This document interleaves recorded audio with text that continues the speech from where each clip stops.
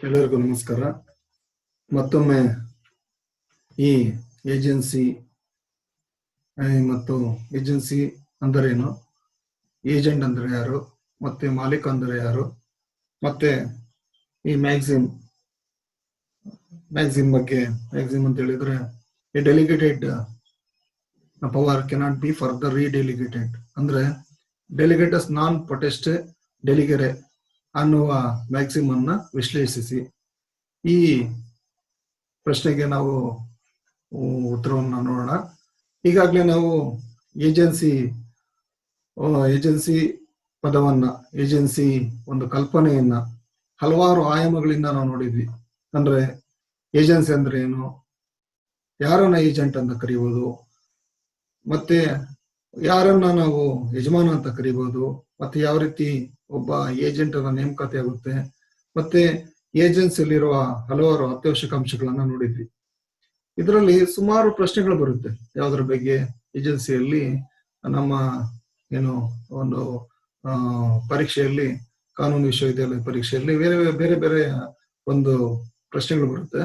ಇದರಲ್ಲಿ ನಾವು ಏಜೆನ್ಸಿ ಕಲ್ಪನೆಯನ್ನ ನಾವು ವಸ್ತು ವಿಷಯವಾಗಿ ತಿಳ್ಕೊಂಡ್ರೆ, ಹಲವಾರು ವಸ್ತು ವಿಷಯ ತಿಳ್ಕೊಂಡು ನಾವು ಯಾವುದೇ ಪ್ರಶ್ನೆ ಕೊಟ್ಟರು ಸಹ ನಾವು ಅದಕ್ಕೆ ಉತ್ತರ ಮಾಡೋದಕ್ಕೆ ನಾವು ಒಂದು ಸನ್ನದ್ಧರಾಗ್ತೀವಿ.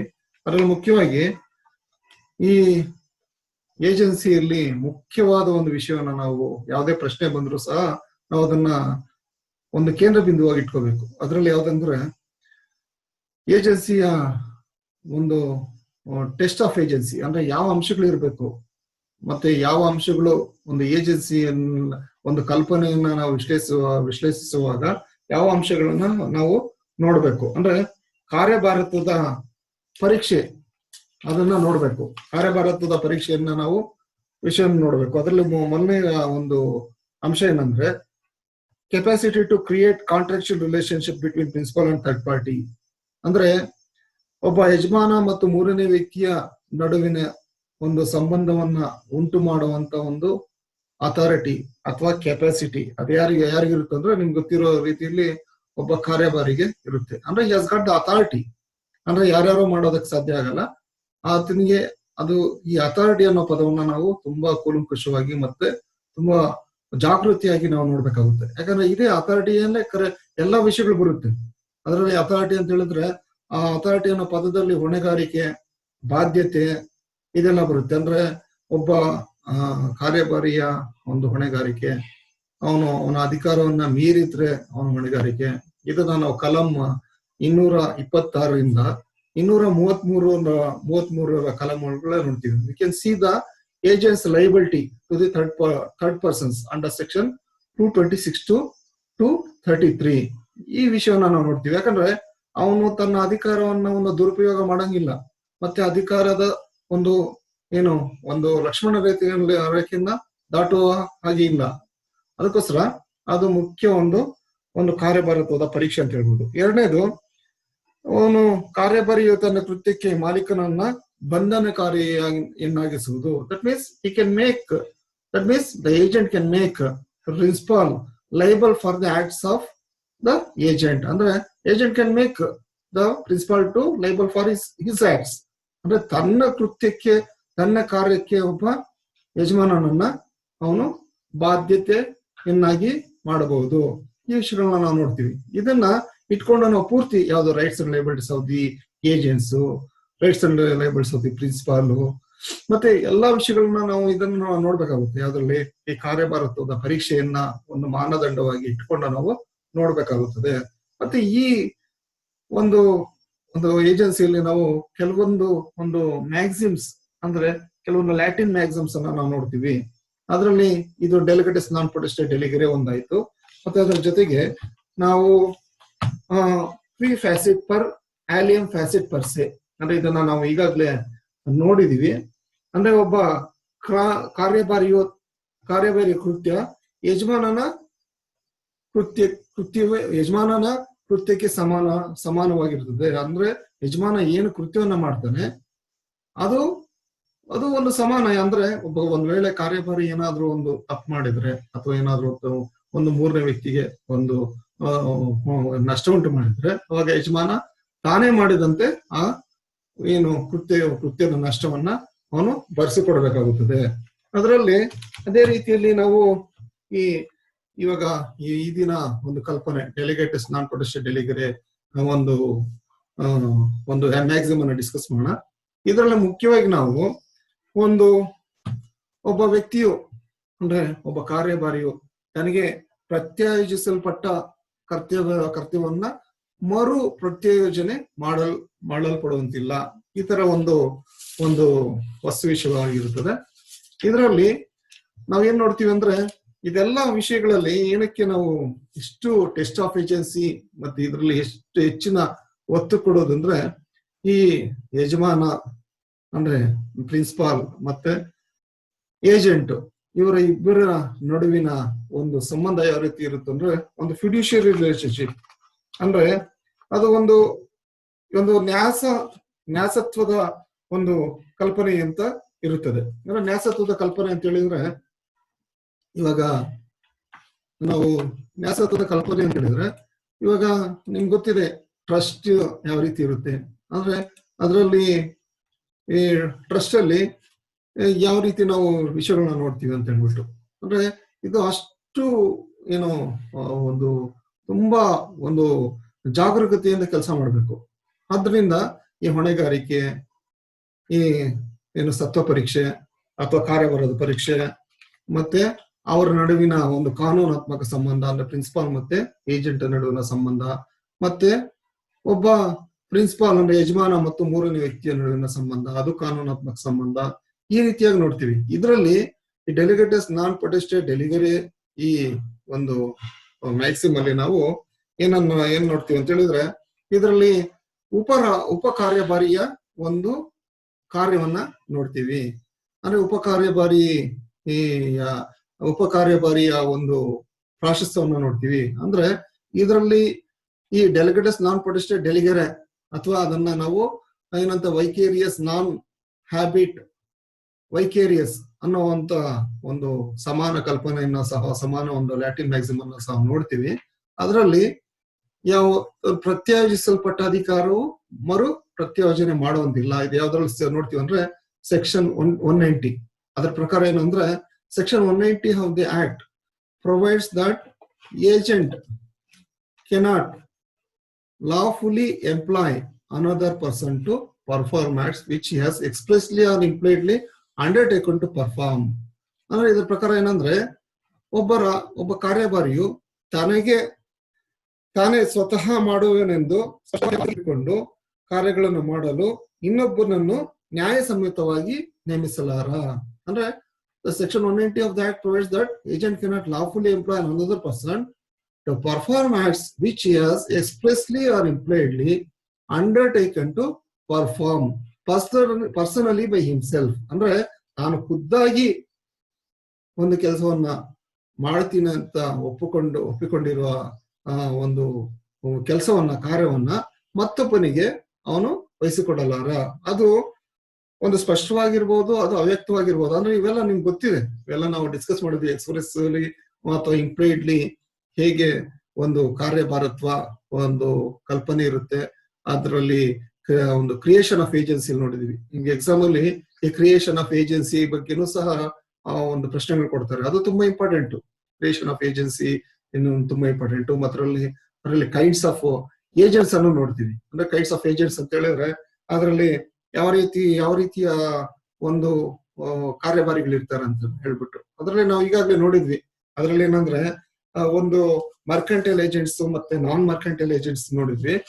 ಅದರ ಜೊತೆಗೆ ಇನ್ನು ಬೇರೆ ಒಂದು ಕಾರ್ಯಭಾರಿಗಳನ್ನ ಸಹ ನೋಡ್ತೀವಿ. ಸಾಮಾನ್ಯವಾಗಿ ನಾವು ಕಾರ್ಯಭಾರಿಗಳನ್ನ ಯಾವ ರೀತಿ ನೋಡ್ತೀವಿ ಅಂದ್ರೆ ಒಂದು ವಿಶೇಷ ಕಾರ್ಯಭಾರಿ, ಸಾಮಾನ್ಯ ಕಾರ್ಯಭಾರಿ ಮತ್ತು ಸಾರ್ವತ್ರಿಕ ಕಾರ್ಯಭಾರಿ ಅಂದ್ರೆ ಸ್ಪೆಷಲ್ ಏಜೆಂಟ್, ಆಮೇಲೆ ಜನರಲ್ ಏಜೆಂಟ್ ಮತ್ತೆ ಯೂನಿವರ್ಸಲ್ ಏಜೆಂಟ್. ಅದ್ರ ಜೊತೆಗೆ ಈ ಮರ್ಕೆಂಟೈಲ್ ಏಜೆಂಟ್ ಮತ್ತೆ ನಾನ್ ಮರ್ಕೆಂಟೈಲ್ ಏಜೆಂಟ್, ಅದ್ರ ಜೊತೆಗೆ ಒಂದು ಸಬ್ ಏಜೆಂಟ್ ಮತ್ತೆ ಸಬ್ಸ್ಟಿಟ್ಯೂಟೆಡ್ ಏಜೆಂಟ್. ಇಷ್ಟು ವಿಷಯಗಳನ್ನ ನಾವು ನೋಡ್ಬೇಕಾಗುತ್ತದೆ. ಆದ್ರೆ ಸಾಮಾನ್ಯವಾಗಿ ನಾವು ಮರ್ಕೆಂಟೈಲ್ ಏಜೆಂಟ್ ಮತ್ತೆ ನಾನ್ ಮರ್ಕೆಂಟೈಲ್ ಏಜೆಂಟ್ ಅನ್ನ ನೋಡ್ತೀವಿ.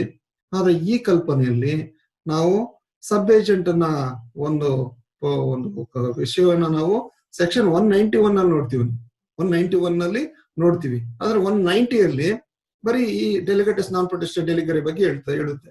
ಅಂದ್ರೆ ಅವನಿಗೆ ಏನೋ ಒಂದು ವಹಿಸಲ್ಪಟ್ಟ ಕಾರ್ಯವನ್ನು ಅವನು ಮರು ಪ್ರತ್ಯೋಜನೆ ಪಡುವಂತಿಲ್ಲ. ಅಂದ್ರೆ ಇದು ಸ್ಪೆಷಲ್ ಏಜೆಂಟ್ ಆಗ್ಲಿ, ಯಾವುದೇ ರೀತಿಯ ಒಂದು ಏಜೆಂಟ್ಸ್ ಆಗ್ಲಿ, ತಮ್ಗೆ ಕೆಲವೊಂದು ಏನೋ ಅವರ ಒಂದು ಅಂಡರ್ಸ್ಟ್ಯಾಂಡಿಂಗ್, ಅಂದ್ರೆ ಒಂದು ಹೊಣೆಗಾರಿಕೆ. ಅಂದ್ರೆ ಸ್ಪೆಷಲ್ ಏಜೆಂಟ್ ಅಂದ್ರೆ ಯಾವ್ದೊಂದು ಮನೆ ಮಾರ್ಕೊಡೋದು, ಯಾರಿಗೋ ಒಬ್ಬನಿಗೆ ಎಲ್ಲೊಂದ್ ಕಡೆ ಒಂದು ಮನೆ ಇರುತ್ತೆ, ಆ ಮನೆಯನ್ನ ಮಾರ್ಕೊಡೋದಕ್ಕೆ ಮಾತ್ರ ವಹಿಸಿರ್ತಾರೆ. ಅವನು ಆ ವಿಶೇಷವಾಗಿ ಮನೆ ಮಾರ್ಕೊಡೋ ವಿಷಯಕ್ಕೆ ಮಾತ್ರ ಅವನು ಸ್ಪೆಷಲ್ ಏಜೆಂಟ್ ಅಂತ ನಾವು ಕರಿತೀವಿ. ಮತ್ತೆ ಇನ್ನೊಂದು ವಿಷಯ ಏನಂದ್ರೆ, ಇವಾಗ ಜನರಲ್ ಏಜೆಂಟ್ ಅಂದ್ರೆ ಒಬ್ಬ ವ್ಯಕ್ತಿಗೆ ಹಲವಾರು ಒಂದು ಬಿಸ್ನೆಸ್ ಇರುತ್ತೆ, ಅದರಲ್ಲಿ ಕೇವಲ ಒಂದು ಬಿಸ್ನೆಸ್ ಬಗ್ಗೆ ಮಾತ್ರ ಅವನು ಒಂದು ಪೂರ್ಣವಾದ ಅಧಿಕಾರವನ್ನು ಹೊಂದಿರ್ತಾನೆ. ಅಂದ್ರೆ ಪೂರ್ಣವಾಗಿ ಕೆಲವೊಂದು ಬಿಸ್ನೆಸ್, ಇವಾಗ ಒಬ್ಬ ವ್ಯಕ್ತಿಗೆ ರಿಯಲ್ ಎಸ್ಟೇಟ್ ಇರುತ್ತೆ, ಇನ್ನೊಂದು ಸಿಮೆಂಟ್ ಫ್ಯಾಕ್ಟರಿ ಇರುತ್ತೆ, ಮತ್ತೆ ಇನ್ನೊಂದು ಜಲ್ಲಿ ಕ್ರಶ್ ಏನೋ ಒಂದು ಬಿಸ್ನೆಸ್ ಇರುತ್ತೆ. ಅದರಲ್ಲಿ ಈ ರಿಯಲ್ ಎಸ್ಟೇಟ್ ಮಾತ್ರ ಅದ್ರ ಬಗ್ಗೆ ಏನೇನಿದೆ ಅದ್ರ ಬಗ್ಗೆ ಒಬ್ಬ ಏಜೆಂಟ್ ಅನ್ನ ಅವನು ಏಜೆಂಟ್ ಅದನ್ನ ನೋಡ್ಕೊಳ್ಳೋದು, ಅದಕ್ಕೆ ಜನರಲ್ ಏಜೆಂಟ್ ಅಂತ ಕರಿತೀವಿ. ಮತ್ತೆ ಇದೇ ಇವಾಗ ಕೊಟ್ಟಿರುವಂತ ಎಕ್ಸಾಂಪಲ್, ಒಬ್ಬ ವ್ಯಕ್ತಿಗೆ ಏನು ಯಜಮಾನನಿಗೆ ಒಂದು ರಿಯಲ್ ಎಸ್ಟೇಟ್ ಇರುತ್ತೆ, ಜಲ್ಲಿ ಕ್ರಶ್ ಬಿಸ್ನೆಸ್ ಇರುತ್ತೆ, ಮತ್ತೆ ಏನೋ ಒಂದು ಸಿಮೆಂಟ್ ಫ್ಯಾಕ್ಟರಿ ಇರುತ್ತೆ. ಅಂತ ಸಮಯದಲ್ಲಿ ಎಲ್ಲಾ ವಿಷಯಗಳನ್ನ ಒಬ್ಬ ಕಾರ್ಯಭಾರಿಗೆ ವಹಿಸಿದ್ರೆ ಅಂತ ಸಮಯದಲ್ಲಿ ಅವನ್ನ ನಾವು ಯೂನಿವರ್ಸಲ್ ಏಜೆಂಟ್ ಅಂತ ನಾವು ಕರಿತೀವಿ. ಆದ್ರೆ ಅದೇ ರೀತಿಯಲ್ಲಿ ನಾವು ಹಿಂದಿನ ಕ್ಲಾಸ್ ಅಲ್ಲಿ ನೋಡಿದ್ವಿ ಮರ್ಕೆಂಟೈಲ್ ಏಜೆಂಟ್ ಅಂದ್ರೆ ಏನು, ನಾನ್ ಮರ್ಕೆಂಟೈಲ್ ಏಜೆಂಟ್ ಅಂತ ಸಹ ನೋಡಿದ್ವಿ. ಈ ದಿನ ನಾನು ಇವೆಲ್ಲ ಏನಕ್ಕೆ ಹೇಳ್ತಾ ಇದ್ದೀನಿ ಅಂದ್ರೆ, ನಿಮ್ಗೆ ಇವಾಗ ಎಕ್ಸಾಮ್ ಅಲ್ಲಿ ಈ ಕೈಂಡ್ಸ್ ಆಫ್ ಏಜೆಂಟ್ಸ್ ಅನ್ನು ಕೇಳ್ಬೋದು, ಪ್ರಶ್ನೆ ಕೇಳ್ಬೋದು. ನಾನು ಕೈಂಡ್ಸ್ ಆಫ್ ಏಜೆಂಟ್ಸ್ ಅನ್ನ ಮತ್ತೆ ನಾನು ವಿಡಿಯೋ ಕ್ಲಾಸ್ ಮಾಡಬಹುದು, ಅಥವಾ ಹಾಗೆ ಮುಂದಿನ ಕಲ್ಪನೆಗೆ ಹೋಗ್ಬೋದು. ಅಂದ್ರೆ ಇದೆಲ್ಲ ಏಜೆನ್ಸಿಯಲ್ಲಿ ಎಷ್ಟೋ ವಿಷಯಗಳು ಬರುತ್ತೆ. ನಾವು ಈಗ ಪೂರ್ಣ ಕಲ್ಪನೆಗಳನ್ನ ತಿಳ್ಕೊಂಡಿದ್ರೆ ಯಾವ ರೀತಿ ಅವ್ರ ಪ್ರಶ್ನೆ ಕೊಟ್ಟರು ನಾವು ಬರೀಬಹುದು. ಅದೇ ರೀತಿಯಲ್ಲಿ ಇದರಲ್ಲಿ ಇವಾಗ ಮೂರನೇ ಒಂದು ವಿಧ ಯಾವುದು, ಸಬ್ ಏಜೆಂಟ್ ಮತ್ತೆ ಸಬ್ಸ್ಟಿಟ್ಯೂಟೆಡ್ ಏಜೆಂಟ್. ಅಂದ್ರೆ ಉಪ ಕಾರ್ಯಭಾರಿ ಮತ್ತೆ ಬದಲಿ ಕಾರ್ಯಭಾರಿ. ಇವಾಗ ಉಪ ಕಾರ್ಯಭಾರಿಯ ಕಲ್ಪನೆಯನ್ನು ಮಾತ್ರ ಇವತ್ತು ನಾವು ಒಂದು ಚರ್ಚೆ ಮಾಡ್ಬೇಕಾಗಿರೋದು. ಬೇರೆ ಯಾವುದೇ ವಿಷಯಗಳನ್ನ ನಾವು ಚರ್ಚೆ ಮಾಡುವ ಒಂದು ಪ್ರಮೇಯ ಇಲ್ಲ. ಆದ್ರೂ ಸಹ ನಾವು ಇವೆಲ್ಲ ವಿಷಯಗಳು ತಿಳ್ಕೊಬೇಕು. ಅದು ಫಿಡ್ಯೂಷಿಯರಿ ರಿಲೇಶನ್ಶಿಪ್ ವಿಷಯ ಬಂದಾಗ, ಏನ್ ಫಿಡ್ಯೂಷಿಯರಿ ರಿಲೇಶನ್ಶಿಪ್ ಅದನ್ನ ಫಿಡ್ಯೂಷಿಯರಿ ರಿಲೇಶನ್ಶಿಪ್ ಅನ್ನ ನಾನು ಹಿಂದಿನ ತರಗತಿಯಲ್ಲಿ ಹೇಳಿದೆ ನಿಮ್ಗೆ.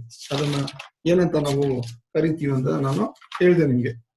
ಅಥವಾ ಪ್ರತ್ಯಯ ಯೋಜನೆ ಅಂದ್ರೆ ಅದನ್ನ ಒಂದು ಫಿಡ್ಯೂಷಿಯರಿ ರಿಲೇಶನ್ಶಿಪ್ ಅನ್ನ ಹಿಂದಿನ ತರಗತಿಯಲ್ಲಿ ನೋಡಿದ್ವಿ.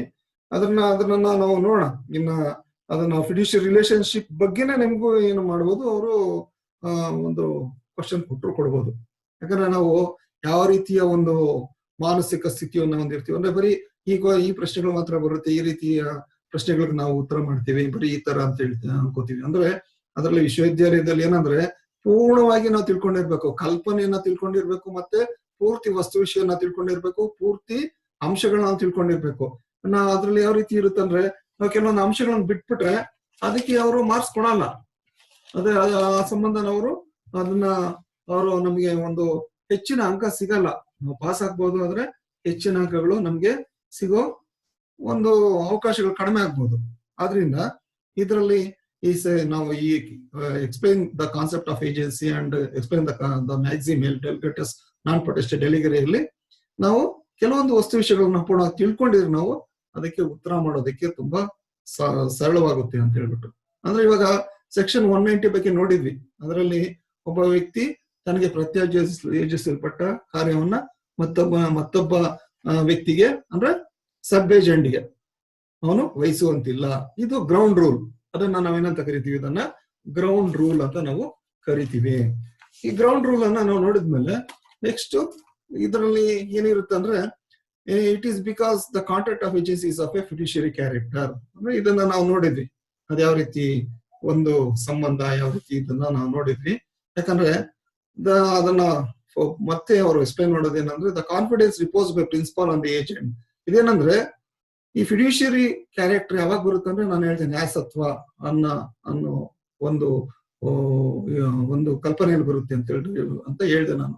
ಅಂದ್ರೆ ಅದ್ರಲ್ಲಿರೋದು ಹೊಣೆಗಾರಿಕೆ ಬರುತ್ತೆ, ಮತ್ತೆ ಬಾಧ್ಯತೆಗಳು ಬರುತ್ತೆ, ಇವೆಲ್ಲ ಬರುತ್ತೆ. ಯಾಕಂದ್ರೆ ಕಾನೂನಿನಲ್ಲಿ jurisprudence main cardinal principle is that when a person has got the right, has got the duties also. That is corresponding duty.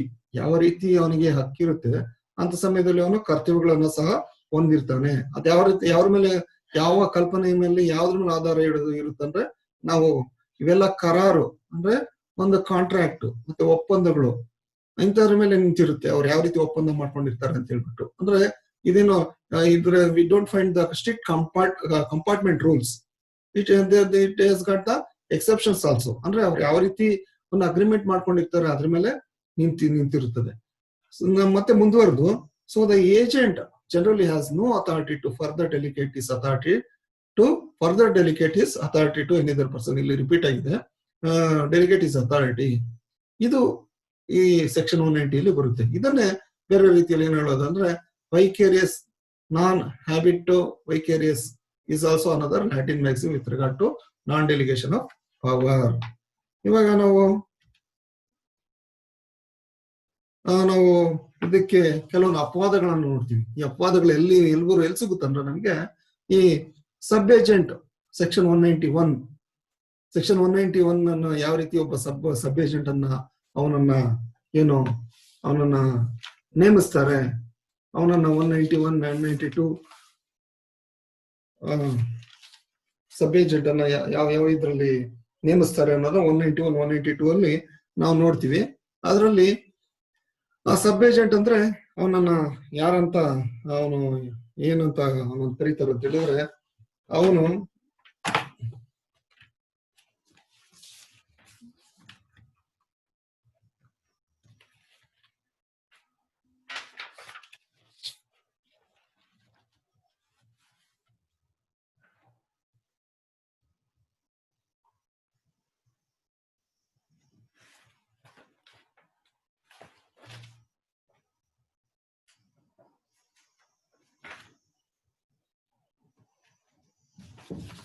Sub agent ಅನ್ನ ನಾವು ಯಾವ ಸಂದರ್ಭದಲ್ಲಿ ಯಾರನ್ನ ಕರಿತೀವಿ ಅಂದ್ರೆ, he is A person employed and controlled by the original agent.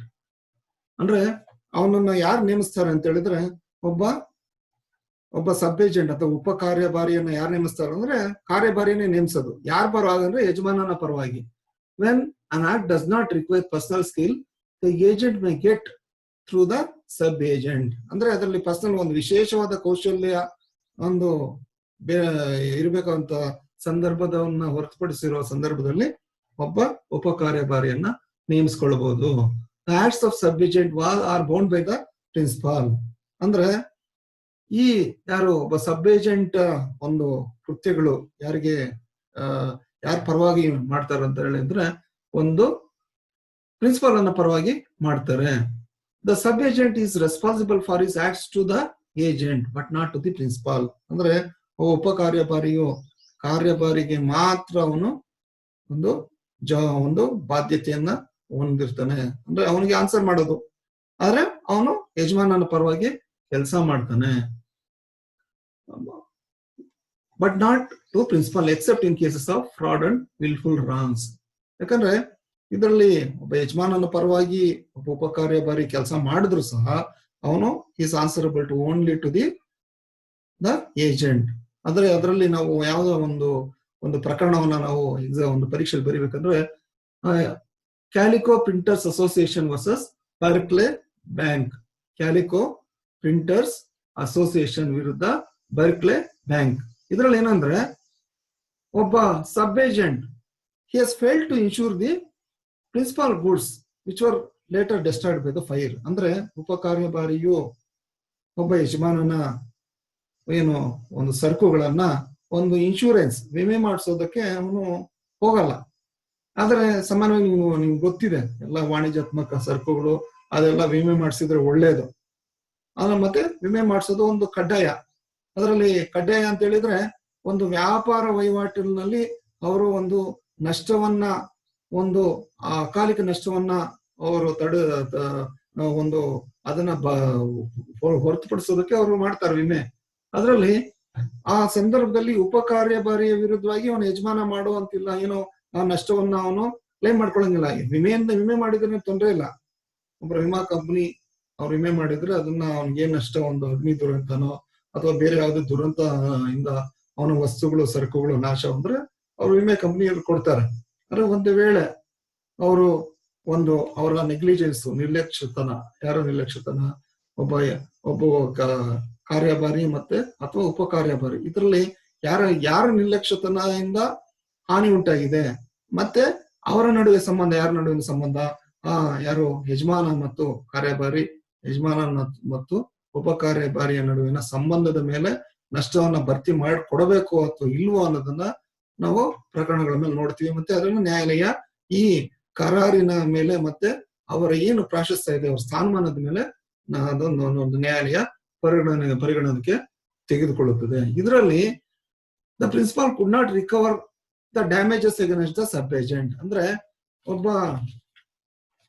ಉಪ ಕಾರ್ಯಭಾರಿಯಿಂದ ಒಂದು ನಷ್ಟವನ್ನ ಯಾರು ಯಜಮಾನ ಪಡೆಯುವಂತಿಲ್ಲ ಅಂತ ಹೇಳ್ಬಿಟ್ಟು ಇದರಲ್ಲಿ ನ್ಯಾಯಾಲಯ ಹೇಳ್ತು. ಅಂದ್ರೆ ಅವನು ಒಬ್ಬ ಯಜಮಾನನ ಪರವಾಗಿ ನೇಮಕ ಹೊಂದಿದ್ದಾನೆ, ಆದ್ರೆ ಅವನು ಬರೀ ಏಜೆಂಟಿಗೆ ಅವನು ಏನಂದ್ರೆ ಅವನು ಇದು ರೆಸ್ಪಾನ್ಸಿಬಲ್.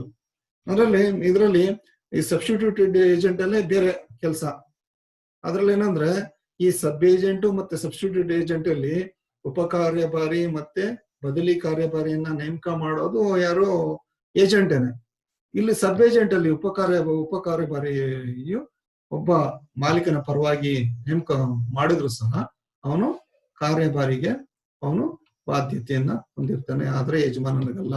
ಆದ್ರೆ ಇದು ಬೇರೆ, ಇದು ಈ ಒಂದು ಯಾವುದು ಬದಲಿ ಕಾರ್ಯಭಾರಿ ಸಬ್ಸ್ಟಿಟ್ಯೂಟ್ ಏಜೆನ್ಸಿ ಅಥವಾ ಏಜೆಂಟ್ ಅಲ್ಲೇ ಯಾವುದೇ ಬೇರೆ. ಅದರಲ್ಲಿ ಒಬ್ಬ ಕಾರ್ಯಭಾರಿ ಒಬ್ಬ ಯಜಮಾನನ ಪರವಾಗಿ ಒಬ್ಬ ಬದಲಿ ಕಾರ್ಯಭಾರಿಯನ್ನು ಮಾಡಿದ್ರು ಸಹ ಅದರಲ್ಲಿ ಪ್ರಿವಿಟಿ ಆಫ್ ಕಾಂಟ್ರಾಕ್ಟ್ ಅಂತ ನಾವು ನೋಡ್ತೀವಿ. ಅಂದ್ರೆ ಕಾರ್ಯಭಾರಿ ಬದಲಿ ಕಾರ್ಯಭಾರಿಯನ್ನು ಮಾಡಿದ್ರು ಸಹ ಅವನಿಗೇನು ಒಂದು ಬಾಧ್ಯತೆಯನ್ನು ಹೊಂದಿರಲ್ಲ. ಅವನು ಯಜಮಾನನ ಪರವಾಗಿ ಯಜಮಾನನಿಗೆ ಒಂದು ಬಾಧ್ಯತೆಯನ್ನ ಹೊಂದಿರ್ತಾರೆ. ಇವೆಲ್ಲ ನಾವು ಒಂದು ಕೈಂಡ್ಸ್ ಆಫ್ ಏಜೆಂಟ್ಸ್ ಅನ್ನ ಅವರ ಸ್ಥಾನಮಾನ ಮತ್ತೆ ಅವರ ಸಂಬಂಧಗಳನ್ನ ನಾವು ನೋಡಿದ್ರೆ ನಾವು ಇಂತಹ ಕಲ್ಪನೆ ನಾವು ತಿಳ್ಕೊಂಡ್ರೆ ಇಂತಹ ಪ್ರಶ್ನೆಗಳನ್ನ ನಾವು ಸರಳವಾಗಿ ನಾವು ಒಂದು ಉತ್ತರ ಮಾಡಬಹುದು. ಸರಿ, ಇದು ಡೆಲಿಗೇಷನ್ ಆಫ್ ಏಜೆಂಟ್ಸ್ ಅಥಾರಿಟಿ ಬಗ್ಗೆ ನೋಡಿದ್ವಿ. ಅಂದ್ರೆ ಡೆಲಿಗೇಟರ್ಸ್, ನಾನ್ ಪ್ರೊಟೆಸ್ಟೆಡ್ ಡೆಲಿಗರೆ. ಸೆಕ್ಷನ್ 190 ಪ್ರಕಾರ ಏನಂದ್ರೆ ಒಬ್ಬ ವ್ಯಕ್ತಿ ಇನ್ನೊಬ್ಬನಿಗೆ, ಒಬ್ಬ ಕಾರ್ಯಭಾರಿ ತನಗೆ ವಹಿಸಲ್ಪಟ್ಟಂತ ಕಾರ್ಯವನ್ನ ಬೇರೆಯವ್ರಿಗೆ ವಹಿಸಿಕೊಡುವಂತಿಲ್ಲ. ಇದು ನಡೆಯೋದು ಆಯ್ತು. ಅಂದ್ರೆ ಇದು ಸಾಧ್ಯನಾ? ಇದು ಕಾರ್ಯ ಸಾಧುವಾ? ಯಾವಾಗ್ಲೂ ಬರೀ ಇದನ್ನ ರೂಲ್ ಅನ್ನ ಇಟ್ಕೊಂಡ್ರೆ ಇವಾಗಿರುವಂತ ಒಂದು ವಾಣಿಜ್ಯಾತ್ಮಕ ಸಂಬಂಧದಲ್ಲಿ ವಾಣಿಜ್ಯಾತ್ಮಕ ಒಂದು ಪ್ರಕ್ರಿಯೆಯಲ್ಲಿ ಇದು ಸಾಧ್ಯವಾ? ಅಂದ್ರೆ ಇದು ಸಾಧ್ಯ ಆಗಲ್ಲ. ಇದೇನು ಹಾರ್ಡ್ ಫಾಸ್ಟ್ ರೂಲ್ ಅಲ್ಲ. ಇದಕ್ಕೆ ನಾವು ಕೆಲವೊಂದು ಅಪವಾದಗಳು, ಕೆಲವೊಂದು ಎಕ್ಸೆಪ್ಷನ್ಸ್ ಅನ್ನ ನಾವು ನೋಡ್ತೀವಿ. ಇದರಲ್ಲಿ ಕೆಲವೊಂದು ಸಂದರ್ಭಗಳಲ್ಲಿ, ಕೆಲವೊಂದು ಪ್ರಸಂಗಗಳಲ್ಲಿ, ಕೆಲವೊಂದು we can see under certain instances an agent can delegate his power to the sub agent. ಯಾವಾಗ ಅಂತ ಹೇಳಿದ್ರೆ if there is a custom of trade to appoint a sub agent. ಅಂದ್ರೆ ಒಂದು ವ್ಯಾಪಾರಿ ರೂಢಿಗೆ ಅನುಗುಣವಾಗಿ ಸಾಮಾನ್ಯವಾಗಿ ಕಾರ್ಯಭಾರಿಯನ್ನ ನೇಮಿಸಬಹುದು. ಏನಂದ್ರೆ if there is custom of trade ಅಂದ್ರೆ ಒಂದು ವ್ಯಾಪಾರಿ ರೂಢಿಗೆ ಅನುಗುಣವಾಗಿ, ಅಂದ್ರೆ ವ್ಯಾಪಾರ ಯಾವ ರೀತಿ ಇರುತ್ತೆ ಅಂತ ನಿಮ್ಗೆ ಗೊತ್ತಿದೆ, ನೋಡ್ತೀರಾ. ವ್ಯಾಪಾರದಲ್ಲಿ ಯಾವ್ಯಾವ ರೀತಿ ಇರುತ್ತೆ, ಯಾವ್ಯಾವ ರೀತಿ ಎಷ್ಟು ಜನರ ಒಂದು ಸಹಾಯ ಬೇಕಾಗುತ್ತದೆ. ಬರೀ ಯಾರೋ ಒಬ್ಬ ಏನೋ ಒಂದು ಪ್ರೊಡ್ಯೂಸ್ ಮಾಡ್ತಾನೆ, ಮತ್ತೆ ಪ್ರೊಡ್ಯೂಸ್ ಮಾಡುವಾಗ್ಲಾಗ್ಲಿ ಅದನ್ನ ಡಿಸ್ಟ್ರಿಬ್ಯೂಷನ್ ಮಾಡುವಾಗ್ಲಿ ಪೂರ್ತಿ ಕಸ್ಟಮರ್ ಗೆ ಸೇರುವ ಸಮಯವರೆಗೂ ಕೆಲವೊಂದು ನಾವು ನೋಡ್ತೀವಿ. ಕೆಲವೊಂದು ಕಸ್ಟಮ್ಸ್ ಅಂದ್ರೆ ಏನ್ ಬೇರೆ ಹೆಚ್ಚ ರೀತಿಯಲ್ಲ. ಅವರ ವ್ಯಾಪಾರದಲ್ಲಿ ಕೆಲವೊಂದು ಅವರಿಗೆ ಅನುಕೂಲವಾಗುವಂತ ಒಂದು ಪ್ರಾಕ್ಟೀಸ್. ಆ ಪ್ರಾಕ್ಟೀಸ್ ಕಸ್ಟಮ್ ಆಫ್ ಟ್ರೇಡ್ ಅಂದ್ರೆ ಇನ್ನೇನಿಲ್ಲ, ಅವರ ಒಂದು ಪ್ರಾಕ್ಟೀಸ್. ಅಂತ ಸಮಯದಲ್ಲಿ ಅವರಿಗೆ ಅನುಕೂಲವಾಗೋ ರೀತಿಯಲ್ಲಿ ಒಬ್ಬ ಸಬ್ ಏಜೆಂಟ್ ಅನ್ನ ಅವರು ನೇಮಕ ಮಾಡಬಹುದು. ಇದು ಫಸ್ಟ್ ಎಕ್ಸೆಪ್ಷನ್. ಅಂದ್ರೆ ಇದ್ರಲ್ಲಿ ಏನು ನಾವು ಡೆಫಿನೇಷನ್, ಸೆಕ್ಷನ್ ಅವೆಲ್ಲ ಏನು ನೋಡುವಾಗ ಒಂದು ಪ್ರಮೇಯ ಇಲ್ಲ. ಅಂದ್ರೆ ಇದನ್ನ ನಾವು ಬರೀ hard and fast rule section 190 ನೋಡ್ಬಿಟ್ಟು ಸುಮ್ಮನಾಗ್ಬಿಡೋದ್ರೆ ಸಾಧ್ಯ ಆಗಲ್ಲ. ಈ ಪ್ರಶ್ನೆಗೆ ಈ ಅಪವಾದಗಳನ್ನು ಸಹ ನೋಡಬಹುದು. ಎರಡನೇದೇನಂದ್ರೆ, if the nature of work necessitates the appointment of sub agent, ಅಂದ್ರೆ ವ್ಯವಹಾರದ ಸ್ವರೂಪದ ಮೂಲಕ ಉಪಕಾರ್ಯಭಾರಿಯನ್ನ ನೇಮಿಸಿಕೊಳ್ಳಬಹುದು. ಅಂದ್ರೆ ಅವ್ರ ನೇಚರ್ ಆಫ್ ವರ್ಕ್ ಅಥವಾ ಕಸ್ಟಮ್ ಆಫ್ ಟ್ರೇಡ್ ಇದರಲ್ಲಿ ಎಷ್ಟು ಏನು ಯಾವ ರೀತಿ ಒಂದು ಒಂದು ನೇಚರ್ ಆಫ್ ವರ್ಕ್ ಅಂದ್ರೆ ಆ ವ್ಯವಹಾರದ ಒಂದು ಸ್ವರೂಪ, ಅಂದ್ರೆ ವ್ಯವಹಾರ ಒಂದೇ ರೀತಿಯಲ್ಲಿ ಇರುತ್ತೆ ಅಂತ ಹೇಳಕ್ಕಾಗಲ್ಲ. ಇಲ್ಲಿ ಎಕ್ಸಾಂಪಲ್ ಒಂದು ಕೊಟ್ಟಿದ್ದಾರೆ. A banker who authorised to let a house and collect rents may entrust the work to an estate agent. ಅಂದ್ರೆ ಒಬ್ಬ ವ್ಯಕ್ತಿ ಇನ್ನೊಬ್ಬನ ವಹಿಸ್ಬೋದು ಏನಂತ ಹೇಳ್ಬಿಟ್ಟು, ಏನಂದ್ರೆ ಒಂದು 3-4 ಮನೆಗಳಿರುತ್ತೆ ಒಬ್ಬನಿಗೆ ಅಥವಾ ಒಂದು ಈ ತರ ಎಕ್ಸಾಂಪಲ್ ತಗೋಣ ನಾವು ಸರಳವಾಗಿ. ಒಬ್ಬ ವ್ಯಕ್ತಿಗೆ ಒಂದು 3-4 ಮನೆಗಳಿರುತ್ತೆ. ಅಂತ ಸಮಯದಲ್ಲಿ ಯಾರೋ ಒಬ್ಬನಿಗೆ ವಹಿಸ್ತಾನೆ, ಏನು ಆ ಮನೆಗಳ ಬಾಡಿಗೆಯನ್ನ ತಂದು ಕೊಡಬೇಕು ಅಂತ ಹೇಳ್ಬಿಟ್ಟು. ಮತ್ತೆ ಅವನು ಒಬ್ಬ ಏಜೆಂಟು ಎಲ್ಲಾ ಮನೆಗಳಲ್ಲೂ ಎಲ್ಲಾ ಮನೆ, ಇವಾಗ ಓಣಿ ನೋಡಿದೀರಾ, ಒಂದು ಕಡೆ ಒಂದು ದೊಡ್ಡ ಒಂದು 15-20 ಮನೆಗಳಿರುತ್ತೆ. ಅಂತ ಸಮಯದಲ್ಲಿ ಹೋದಾಗ ಬಾಡಿಗೆ ಕೊಡಲ್ಲ, ಮತ್ತೆ ಬನ್ನಿ ಅಂತಾರೆ. ಅಂತ ಸಮಯದಲ್ಲಿ ಅವರ ಆತ ಒಂದು ಕಾರ್ಯಭಾರಿಯ ಒಂದು ಅನುಕೂಲಕ್ಕಾಗಿ, ಅಂದ್ರೆ ಒಂದು ಈಸಿಯಾಗಿ ಬೇಗನೆ ಒಂದು ಬಾಡಿಗೆನ ವಸೂಲಿ ಮಾಡೋ ಸಂದರ್ಭದಲ್ಲಿ ಅವನೇನ್ ಮಾಡ್ಬೋದು, ಇನ್ನೊಬ್ಬ ವ್ಯಕ್ತಿಯನ್ನ ಅವನು ನೇಮಕ ಮಾಡಬಹುದು. That means an agent can appoint a sub-agent for the purpose of the easy collection of money, or that means the nature of work, it will demand the appointment of a sub-agent. ಇದು ಎರಡನೇ ರೀತಿಯಂತ ಒಂದು exception. ಮೂರನೇದೇನಂದ್ರೆ, if the agent appoints a sub-agent with the knowledge of the principal who does not object to it, ಅಂದ್ರೆ ಇಂತಹ ಒಂದು ಉಪ ಕಾರ್ಯಭಾರಿಯ ನೇಮಕದ ಬಗ್ಗೆ, ನೇಮಕ ಮಾಡ್ಕೊಳ್ಳೋ ವಿಷಯದ ಬಗ್ಗೆ ಈಗಾಗಲೇ ಯಾರು ಒಬ್ಬ ಯಜಮಾನನ ಸಮ್ಮತಿ ಇದ್ರೆ, ಅಂದ್ರೆ ಯಜಮಾನನ ಸಮ್ಮತಿ ಮೇರೆಗೆ ಒಬ್ಬ ಕಾರ್ಯಭಾರಿ ಕಾರ್ಯಭಾರಿಯನ್ನ ನೇಮಿಸಿಕೊಳ್ಳಬಹುದು. ಅಂದ್ರೆ ಸಮ್ಮತಿ, knowledge, he has got the consent, ಅಂದ್ರೆ the principal has got the consent to appoint the sub agent. ಅಂತ ಸಮಯದಲ್ಲೂ ಸಹ ಈ ಹಾರ್ಡ್ ಅಂಡ್ ಫಾಸ್ಟ್ ರೂಲ್, ಅದು ಸೆಕ್ಷನ್ 190 ಅಂದ್ರೆ ಅದು ಡೆಲಿಗೇಷನ್ ಆಫ್ ಏಜೆಂಟ್ಸ್ ಅಥಾರಿಟಿ. ಅದ್ರ ಬಗ್ಗೆ ನಾವೇನು ಹಾರ್ಡ್ ಅಂಡ್ ಫಾಸ್ಟ್ ರೂಲ್ ಅನ್ನ ನಾವು ಅಪ್ಲೈ ಮಾಡುವಂತ ನೆಸೆಸಿಟಿ ಇಲ್ಲ. ಮುಂದೆ ಇನ್ನೊಂದು ಏನಂದ್ರೆ, if the unforeseen emergencies make the appointment of A sub agent necessary, ಅಂದ್ರೆ ಕೆಲವೊಂದು ಅನಿರೀಕ್ಷಿತ ಸಂದರ್ಭಗಳು, ಅಂತ ಸಮಯದಲ್ಲೂ ಸಹ ಒಬ್ಬ ಉಪ ಕಾರ್ಯಭಾರಿಯನ್ನ ನೇಮಿಸ್ಕೋಬಹುದು. ಅನ್ಫೋರ್ಸಿನ್ಸ್ ಎಮರ್ಜೆನ್ಸೀಸ್ ಅಂದ್ರೆ ಅನಿರೀಕ್ಷಿತ ಸಂದರ್ಭಗಳು ನಾವು ಹೇಳಕ್ಕಾಗಲ್ಲ, ಎಲ್ಲೋ ಏನೋ ಒಂದು ಆಗ್ಬೋದು, ಅಥವಾ ಅನಿರೀಕ್ಷಿತ ಒಂದು ಸಂದರ್ಭಗಳಂದ್ರೆ ಒಬ್ಬ ಕಾರ್ಯಭಾರಿ ಒಂದು ಅನಾರೋಗ್ಯದಿಂದ ಬಿದ್ದೋಗ್ಬೋದು, ಅಥವಾ ಏನೋ ಒಂದು ಆಗ್ಬೋದು, ಅವನಿಗೆ ಮೈಯಲ್ಲಿ ಹುಷಾರಿಲ್ಲದೆ ಇರಬಹುದು, ಅಥವಾ ಅವನಿಗೇನೋ ಒಂದು ಆಕ್ಸಿಡೆಂಟ್ ಆಗಿರ್ಬೋದು. ಅಂತ ಸಮಯದಲ್ಲಿ ಅವನಿಗೆ ವಹಿಸಿರುವಂತ ಒಂದು ಜವಾಬ್ದಾರಿಯನ್ನು ಅವನು ಪೂರ್ಣ ಮಾಡ್ಬೇಕಲ್ವಾ. ಅಂತ ಸಮಯದಲ್ಲಿ ಒಬ್ಬ ಉಪ ಕಾರ್ಯಭಾರಿಯನ್ನ ನೇಮಿಸ್ಕೋಬಹುದು. ಇದೊಂದು ಒಂದು ಅಪವಾದ ಅಂದ್ರೆ ಎಕ್ಸೆಪ್ಷನ್. ಯಾವುದು?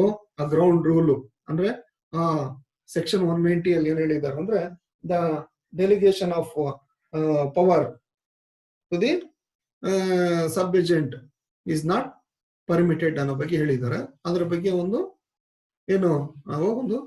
ಅದ್ರ ಬಗ್ಗೆ ಇರುವಂತ ಒಂದು ಅಪವಾದಗಳು ಅಂದ್ರೆ ಇಂಥ ಸಂದರ್ಭದಲ್ಲಿ ಮಾಡ್ಬೋದು. ಅದನ್ನ ನಾವು ಹಾರ್ಡ್ ಅಂಡ್ ಫಾಸ್ಟ್ ರೂಲ್ ಆಗಿ ನಾವು ತಗೊಳ್ಳೋದಕ್ಕೆ ಬರೋದಿಲ್ಲ.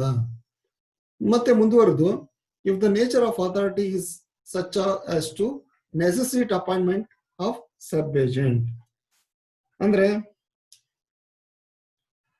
If the nature of authority is such as to necessitate appointment of sub agent, ಅಂದ್ರೆ ಒಬ್ಬ ಸಬ್ ಏಜೆಂಟ್ ಅನ್ನ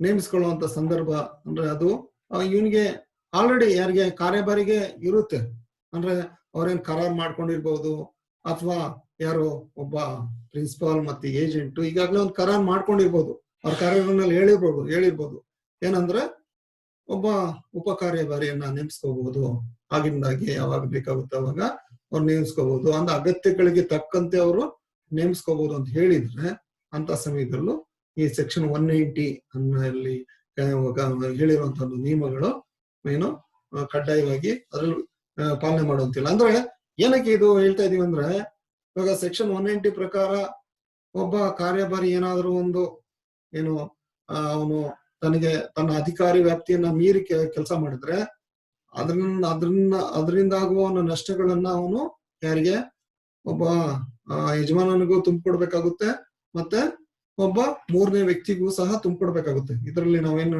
ಯಾವ ಕಲಮಲ್ಲಿ ನೋಡಿದೀವಿ ನಾವು, ಈ ಸೆಕ್ಷನ್ 227 ಮತ್ತೆ 228 ಅದ್ರಲ್ಲಿ ನಾವು ನೋಡ್ತೀವಿ. ಮತ್ತೆ ಓವರ್ ಆಲ್ ಆಗಿ ಏನಂದ್ರೆ 226 ಇಂದ 233 ನಾವು ಇದನ್ನ ನೋಡ್ತೀವಿ. ಇದು ಯಾಕಂದ್ರೆ ಅವರ ನಡುವಿನ ಸಂಬಂಧ, ಅವರ ಅಂಡರ್ಸ್ಟ್ಯಾಂಡಿಂಗ್, ಅವ್ರು ಯಾವ ರೀತಿ ಒಪ್ಕೊಂಡಿದ್ದಾರೆ, ಯಾವ ರೀತಿಯ ಒಂದು ಅಂಡರ್ಸ್ಟ್ಯಾಂಡಿಂಗ್ ಮಾಡ್ಕೊಂಡು ಯಾವ ರೀತಿ ಅಗ್ರಿಮೆಂಟ್ ಮಾಡ್ಕೊಂಡಿದ್ದಾರೆ, ಯಾವ ರೀತಿ ಒಬ್ಬ ಕಾರ್ಯಭಾರಿ ನೇಮಕ ಹೊಂದಿದ್ದಾನೆ, ಈ ರೀತಿಯಲ್ಲಿ ಅವರ ಒಂದು ಏನು ಹಕ್ಕು ಬಾಧ್ಯತೆಗಳು, ಅವರ ಒಂದು ಜವಾಬ್ದಾರಿಗಳನ್ನ ನಾವು ಒಂದು ಚರ್ಚೆ ಮಾಡ್ಬೇಕಾಗುತ್ತದೆ. ಇದೆಲ್ಲ ಅವರು ಒಪ್ಕೊಂಡು ಮಾಡಿರುವಂತ ಒಂದು ಕಾರಾತ್ಮಕ ಸಂಬಂಧಗಳು. ಇದ್ರಲ್ಲಿ ಯಾರು ಬಲವಂತಗಳೇನು ಇರೋದಿಲ್ಲ. ಮುಂದೆ next, if the act to be done does not involve the use of discretion and its ministerial only. If the act to be done does not involve the use of the discretion and it is ministerial only. A discretion and ministerial only. ಇದರಲ್ಲಿ ನಾವು ಯಾವುದು ವಿಷಯಗಳನ್ನ ನೋಡ್ಬೇಕಂದ್ರೆ, ಒಬ್ಬ ಕಾರ್ಯಭಾರಿಯು ಮಾಡಬೇಕಾದ ಕಾರ್ಯಗಳು ಅಲ್ಲಿ ಸ್ವಂತ ವಿವೇಚನೆ ಅವಶ್ಯಕತೆ ಇರುವುದಿಲ್ಲ, ಮತ್ತೆ ಅವು ಗುಮಾಸ್ತೆಯ ಒಂದು ಕಾರ್ಯಗಳಾಗಿರುತ್ತವೆ. ಅಂದ್ರೆ ಸ್ವಂತ ವಿವೇಚನೆ ಅಂದ್ರೆ ಕೆಲವೊಂದು ಸಂದರ್ಭದಲ್ಲಿ ಒಬ್ಬ ವ್ಯಕ್ತಿ has to take the reasonable person decision, one prudent man decision, ಅಂದ್ರೆ ತಾನು ವಿವೇಚನೆಯನ್ನ ಬಳಸಿ ಮಾಡಬೇಕು. ಅಂತಹ ಒಂದು ವಿವೇಚನೆ ಬಳಸಿ ಮಾಡಿದಾಗ ಏನಾಗುತ್ತದೆ, ಅದರಲ್ಲಿ ನಷ್ಟ ಅಥವಾ ಲಾಭ ಏನಾದ್ರೂ ಆಗ್ಬೋದು ಅಂತ ಒಂದು ಸಂದರ್ಭಗಳು ಹುಟ್ಟುತ್ತೆ. ಆದ್ರಿಂದ ಅಂತ ಸಂದರ್ಭಗಳಲ್ಲಿ ಒಬ್ಬ ಸಬ್ ಏಜೆಂಟ್ ಅಥವಾ ಉಪ ಕಾರ್ಯಭಾರಿಯನ್ನ ನೇಮಿಸೋದಕ್ಕೆ ಸಾಧ್ಯ ಆಗಲ್ಲ. ಆದ್ರೆ ಯಾವ ಒಂದು ಕಾರ್ಯಗಳಲ್ಲಿ ಈ ಡಿಸ್ಕ್ರಿಷನ್ ಅಂದ್ರೆ ಸ್ವಂತ ವಿವೇಚನೆ ಇರೋದಿಲ್ಲೋ, ಮತ್ತೆ ಬರೀ ಅದು ಗುಮಾಸ್ತಿ ಕೆಲಸ ಅಂದ್ರೆ ಏನೋ ಒಂದು ಟೈಪಿಂಗ್ ವರ್ಕ್, ಎಲ್ಲೋ ಒಂದ್ ಕಡೆ ಒಬ್ಬ ಏಜೆಂಟ್ ಕೆಲಸ ಮಾಡ್ತಿರ್ತಾನೆ, ಅವನು ಕಾರ್ಯ ಮಾಡ್ತಿರ್ತಾನೆ, ಅವನು ಎಲ್ಲೋ ಹೋಗ್ಬಿಟ್ಟು ಏನೋ ಕಾಮನ್ ಆಗಿ ಯಾವ್ದೋ ಬ್ಯಾಂಕ್ ಅಲ್ಲಿ ಸ್ಟಾಂಪ್ ಪೇಪರ್ಸ್ ತಗೊಂಡ್ ಬರೋದು ಅಥವಾ ಟೈಪ್ ಮಾಡಿಸೋದು, ಇಂತ ಏನೋ ಒಂದು ಕ್ಲರಿಕಲ್ ವರ್ಕ್ ಅಂದ್ರೆ ಮಿನಿಸ್ಟ್ರಿಯಲ್ ವರ್ಕ್ ಅಂತ ಒಂದು ಕೆಲಸಗಳನ್ನ ಅವನು, ಅದರಿಂದ ಯಾವುದೇ ತಪ್ಪು ಉಂಟಾದ್ರೆ ಅವನ ಒಂದು ಯಜಮಾನನಿಗೆ ಏನೋ ನಷ್ಟ ಉಂಟಾಗುವಂತ ಒಂದು ಸಂಭವ ಕಡಿಮೆ. ಅಂತ ಸಮಯದಲ್ಲಿ ಉಪ ಕಾರ್ಯಭಾರಿಯನ್ನ ನೇಮಿಸ್ಕೋಬಹುದು. And it is ministerial only.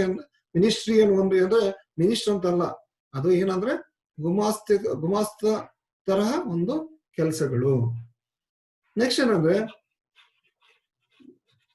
If the power of delegation can be inferred from the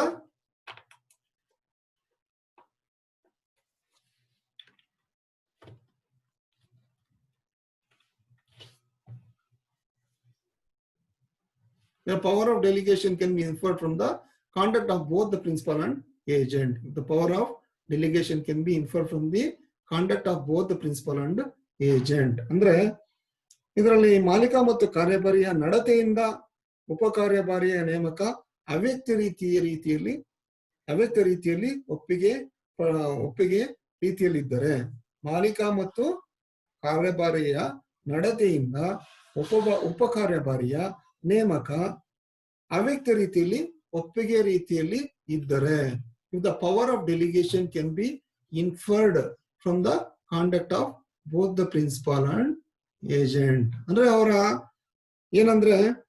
ನಡತೆ ಅಂದ್ರೆ ಅವರ ಕಾಂಡಕ್ಟ್, ಯಾರ ಕಾಂಡಕ್ಟ್ ಪ್ರಿನ್ಸಿಪಾಲ್ ಮತ್ತು ಏಜೆಂಟ್ ನಾವು ನೋಡಿದೀವಿ. ಇವಾಗ ಏನಂದ್ರೆ ಕೆಲವೊಂದು ವಿಷಯಗಳು ಏನಂದ್ರೆ ಎಲ್ಲ ರೈಟಿಂಗ್ ಅಲ್ಲಿ ಇರ್ಬೇಕಂತ ಕಡ್ಡಾಯ ಇಲ್ಲ. ಅಂದ್ರೆ ಮೌನಂ ಅದೇನೋ ಒಂದು ಗಾದೆ ಇದೆ ಸಂಸ್ಕೃತದಲ್ಲಿ, ಮೌನಂ ಸಮ್ಮತಿ ಲಕ್ಷಣಂ ಅಂತ. ಅಂದ್ರೆ ಎಲ್ಲಾ ಬರೀ ಮೌನ ಇದ್ರೆ ಸಾಕು, ಅದನ್ನ ಒಪ್ಕೊಂಡ ರೀತಿಯಲ್ಲಿ. ಅದೇ ರೀತಿಯಲ್ಲಿ ಕೆಲವೊಂದು ಮೌನವಾಗಿ ಕೆಲವೊಂದು ಒಬ್ಬ ಏಜೆಂಟ್ ನ ಒಂದು ಕೆಲಸಗಳನ್ನ ಒಬ್ಬ ಯಜಮಾನ ಒಪ್ಕೊಂಡ್ರೆ ಅಂತ ಸಂದರ್ಭದಲ್ಲಿ ಅವನು ಯಜಮಾನ ಅದಕ್ಕೆ ಬಾಧ್ಯನಾಗ್ತಾನೆ. ಅದನ್ನ ನಾವು ನೋಡಿದ್ವಿ. ಅದರಲ್ಲಿ ಅದು ಸಹ ಅಂತ ಸಂದರ್ಭದಲ್ಲಿ ಸಹ ಅವನು ಒಂದು ನಡತೆ, ಯಾರು ಒಬ್ಬ ಯಜಮಾನನ ನಡತೆಯ ಮೇರೆಗೆ ಮತ್ತೆ ಒಬ್ಬ ಕಾರ್ಯಭಾರಿಯ ನಡತೆ ಮೇರೆಗೆ ಅವರು ಯಾವ ರೀತಿ ಒಂದು ಕಾರ್ಯವನ್ನ ಮಾಡ್ತಾ ಇದ್ದಾರೆ, ಮತ್ತೆ ಈಗಾಗ್ಲೇ ಹಲವಾರು ಒಂದು ಪ್ರಸಂಗಗಳಲ್ಲಿ ನೇಮಿಸಿದ್ದಾನೆ, ಯಾರು ಕಾರ್ಯಭಾರಿ ನೇಮಿಸಿದ್ದಾನೆ. ಅದ್ರಲ್ಲಿ ನಾನು ಯಜಮಾನ ಏನು ಹೇಳಿಲ್ಲ, ಆದ್ರೆ ಅವನು ಅವನ ಕಾರ್ಯಭಾರಿಯನ್ನ ಕಾರ್ಯಭಾರಿ ಉಪ ಕಾರ್ಯಭಾರಿಯನ್ನ ನೇಮಿಸ್ಕೊಂಡಿದ್ರು ಸಹ, ಅಂದ್ರೆ ಕೆಲವೊಂದ್ ಸಂದರ್ಭ ನೇಮಿಸ್ಕೊಂಡಿದ್ರು ಸಹ ಒಬ್ಬ ಯಜಮಾನ ಅದಕ್ಕೆ ಯಾವುದೇ ಒಂದು ವಿರೋಧವನ್ನ ವ್ಯಕ್ತಪಡಿಸದೇ ಇರೋ ಸಂದರ್ಭದಲ್ಲಿ ಅದನ್ನ ನಾವೇನ್ ಮಾಡಿದೀವಿ ಮುಂದಕ್ಕೆ ಅದು ಒಂದು ಸಮ್ಮತಿ, ಒಂದು ಕಾನೂನಾತ್ಮಕವಾಗಿಯೇ ಆಗಿದೆ ಅಂತ ಹೇಳ್ಬಿಟ್ಟು ನಾವು ತಿಳ್ಕೊತೀವಿ. ಮತ್ತೆ ಕಡೆಯದಾಗಿ, if the principal knows that the agent intends to appoint a sub-agent but still he does not object to it, then it amounts to implied consent of the principal. The principal knows that the agent intends to appoint a sub-agent. ಅಂದ್ರೆ ಒಬ್ಬ ಯಜಮಾನನಿಗೆ ಈ ಕಾರ್ಯಭಾರಿಯು ಉಪ ಕಾರ್ಯಭಾರಿಯನ್ನ ನೇಮಕ ಮಾಡ್ಕೋತಾನೆ ಅಂತ ಹೇಳ್ಬಿಟ್ಟು ಅವನಿಗೆ ಒಂದು ವಿಷಯ ಗೊತ್ತಿರುತ್ತೆ. ಅಂದ್ರೆ ಅವನೊಬ್ನೇ ಮಾಡೋದಕ್ಕಾಗಲ್ಲ, ಅವನ್ ನೇಮಕ ಮಾಡ್ಕೋತಾನೆ ಅನ್ನೋ ವಿಷಯ ಗೊತ್ತಿರುತ್ತೆ. ಮತ್ತೆ ಅವರ ಕಾರ್ಯ ಸ್ವರೂಪ, ಮತ್ತೆ ಅವರ ಕಸ್ಟಮ್ ಆಫ್ ಟ್ರೇಡ್ ಅಂತ ಎಲ್ಲ ಸಂದರ್ಭಗಳಲ್ಲಿ ಅವ್ರ ನೇಚರ್ ಆಫ್ ವರ್ಕ್ ಡಿಮ್ಯಾಂಡ್ ಮಾಡುತ್ತೆ. ಒಬ್ನೇ ಮಾಡೋದಕ್ಕೆ ಇವಾಗ ಎಲ್ಲಾ ಕೆಲಸವನ್ನ ಒಬ್ನೇ ಮಾಡೋದಕ್ ಸಾಧ್ಯ ಆಗಲ್ಲ, ಬೇಗನೆ ಆಗ್ಬೇಕಂದ್ರೆ ಮಾಡೋದಕ್ ಸಾಧ್ಯ ಆಗಲ್ಲ. ಅಂತ ಸಮಯದಲ್ಲಿ ಅವನು ಮಾಡ್ಕೋತಾನೆ ಅಂತ ಹೇಳ್ಬಿಟ್ಟು ಗೊತ್ತಿರುತ್ತೆ. ಅಂತ ಸಂದರ್ಭದಲ್ಲಿ ಸಹ ಸಬ್ ಏಜೆಂಟ್ ಅನ್ನ ನಾವು ಅವನನ್ನ ನೇಮಕ ಮಾಡ್ಕೋಬಹುದು. ಇದು ಸೆಕ್ಷನ್ 191 ಅಲ್ಲಿ ನಾವು ನೋಡ್ತೀವಿ. ಮತ್ತೆ ಇವಾಗ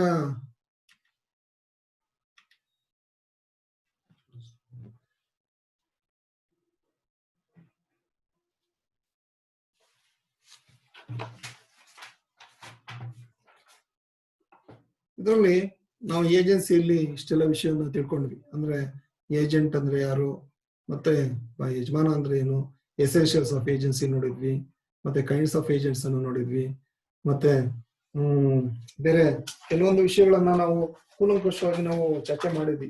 ಅದರಲ್ಲಿ ಏನಂದ್ರೆ ಈ